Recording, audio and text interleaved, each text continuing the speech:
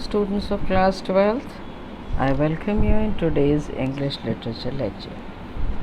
As all of you know, we are studying the last lesson written by Alphonse Daudet.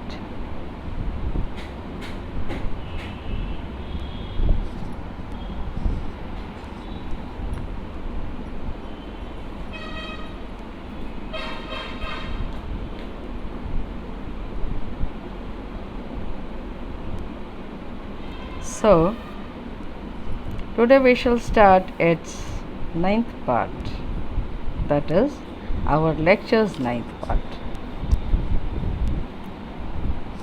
It is as follows. But he had the courage to hear every lesson to the very last. After the writing, we had a lesson in history, and then the babies chanted their ba be be bo boo. Down there at the back of the room, old Hauser had put on his spectacles and holding his primer in both hands, spelled the letters with them. You could see that he, too, was crying. His voice trembled with emotion, and it was so funny to hear him that we all wanted to laugh and cry. Ah, how well I remember it, that last lesson. Now, vocabulary part में to the very last, it means up to last moment, अंतिम क्षण तक. Voice trembled, could not speak properly, आवाज़ लड़खड़ा गई. जब हम भावुक हो जाते हैं या हड़बड़ा जाते हैं तो हमारी आवाज़ लड़खड़ाने लगती है. फ़नी, मज़ेदार, enjoyable. ट्रांसलेशन. लेकिन उनमें प्रत्येक अध्याय को पूर्णता के साथ सुनने का उत्साह था. लिखने के बाद हमने इतिहास का पाठ पढ़ा. उसके बाद बच्चों ने गाया बा बे बी बो बू. कमरे के पिछले हिस्से में बैठे वृद्ध होजर ने अपना चश्मा लगाया हुआ था और वह अपने दोनों हाथों में अपनी वर्णमाला की पुस्तक पकड़े हुए था और उनके साथ शब्दों के हिज्जों का उच्चारण कर रहा था. देखा जा सकता था कि वह भी रो रहा था.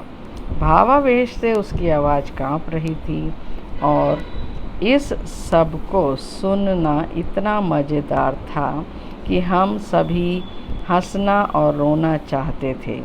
ओह, वह अंतिम पाठ मुझे कितनी अच्छी प्रकार याद है.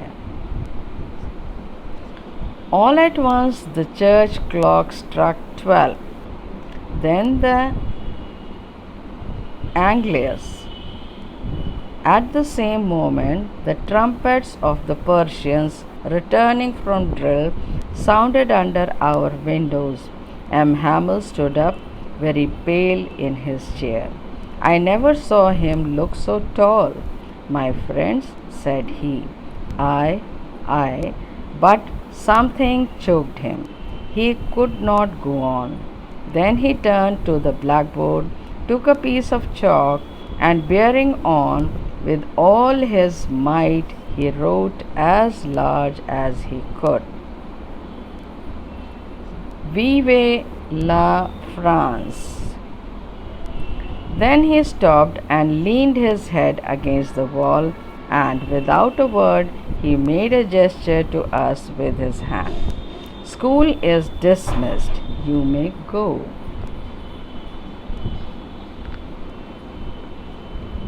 Angelus, bell of prayer for Catholics. Isa Masih के आवाहन के लिए घंटी का बजाया जाना. आप लोगों ने बच्चों सुना होगा, चर्च में एक बेल बजती है प्रार्थना आरंभ करने के लिए, प्रार्थना समाप्त करने के लिए, और जब कभी कोई खुशी जाहिर करता है तब बेल होती है. तो एक तरह से प्रार्थना के लिए ये घंटी बजती है. ट्रम्पेट्स, बिगुल. टॉल एबनॉर्मल, बेतुके असामान्य। चोक्ड प्रिवेंटेड फ्रॉम ब्रीदिंग, गला रूंध गया। जब कभी हम बहुत व्याकुल या विवल हो जाते हैं तो गला भर आता है, वही। गो ऑन, कंटिन्यू, बात जारी रखना। Vive la France, long live France, France जिंदाबाद। यही शब्द मिस्टर एम हैमिल द्वारा बड़ी मुश्किल से ब्लैक बोर्ड पर लिखे गए थे बड़े बड़े अक्षरों में।